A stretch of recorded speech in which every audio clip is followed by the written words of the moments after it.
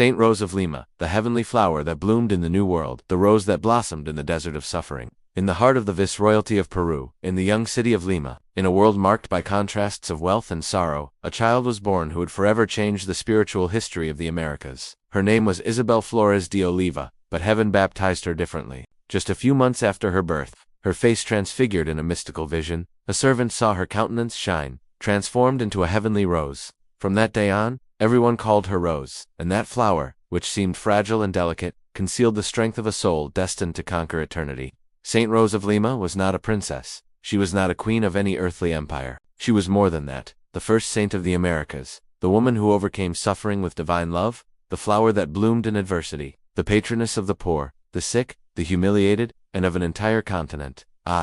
The glow of eternity in a humble home. Isabel was born on April 20th, 1586, in a mestizo Lima, where Spaniards, indigenous people, and African slaves lived side by side. She was the daughter of Gaspar Flores, a Spanish arquebusier, and Maria de Oliva, hardworking seamstress. Little Rose grew up amidst financial struggles, yet with a heart ignited by a fire not of this world. From childhood, she imitated Saint Catherine of Siena, fasting 3 times a week, doing secret penances, and seeking solitude for prayer.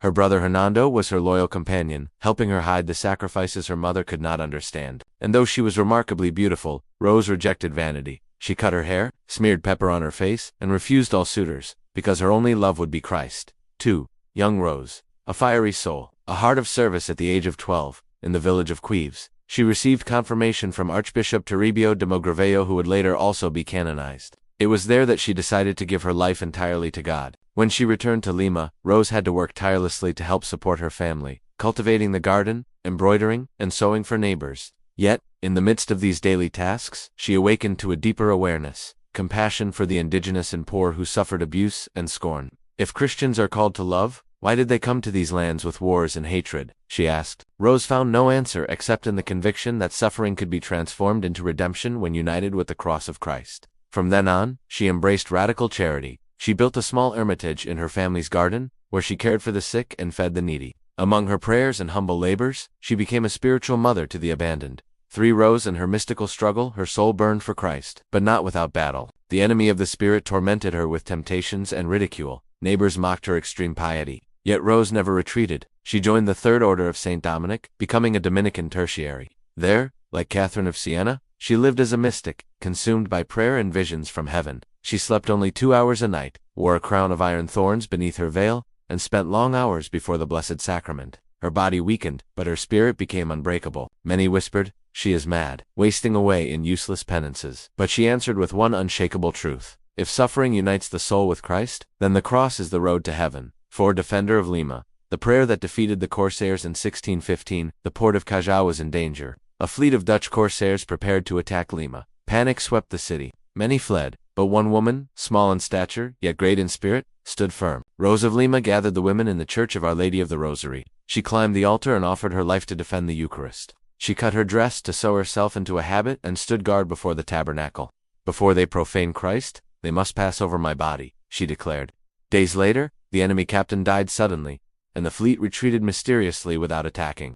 All Lima attributed this miracle to Rose. From then on, she was often depicted holding an anchor, symbol of her defense of the city. The mystical betrothal. Bride of the Lamb, one of the most mystical moments of her life came on Palm Sunday, 1617, in the chapel of the Rosary. Saddened for not receiving the palm in the procession, she prayed in anguish before the Virgin. Suddenly, the child Jesus from the image of the Rosary spoke to her. "Rose of my heart, I desire you as my bride." With humility she answered, "Here I am, Lord, your humble servant." That day, heaven united her to Christ in a mystical marriage, making her not only his servant but his bride. The final Calvary.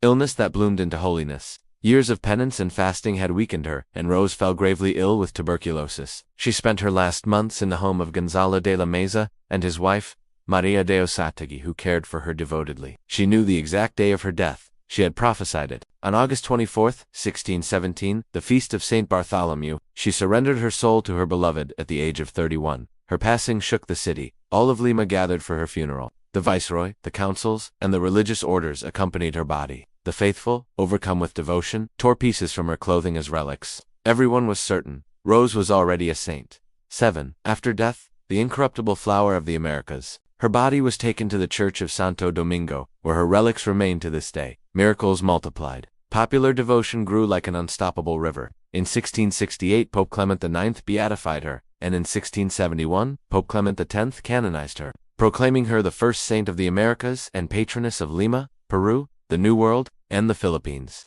Her feast is celebrated on August 30th, a day when Peru bursts with faith and flowers in her honor.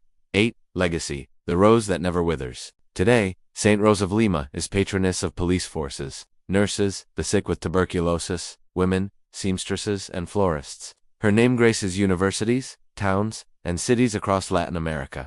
In Lima, thousands of pilgrims visit her sanctuary, drop letters into her famous wishing well, and walk through the hermitage where she prayed. She remains the flower that never fades, the saint who continues to unite rich and poor, indigenous and Spanish, soldiers and farmers. Her life reminds us that true greatness does not lie in power or gold, but in love poured out without measure. The eternal rose of the New World, Saint Rose of Lima, was the flower that bloomed in Peru's mestizo land. A soul ablaze with divine love, a woman who conquered suffering through the power of the Spirit. Today, more than 4 centuries later, she remains the rose that perfumes the Americas. The incorruptible flower who teaches us that holiness is not far, but within reach of anyone who loves without limits. May her example remind us that, though the world may be consumed by wars, divisions, and sorrows, there will always be roses that blossom in the desert, carrying the hope of the people up to heaven. Saint Rose of Lima, pray for us.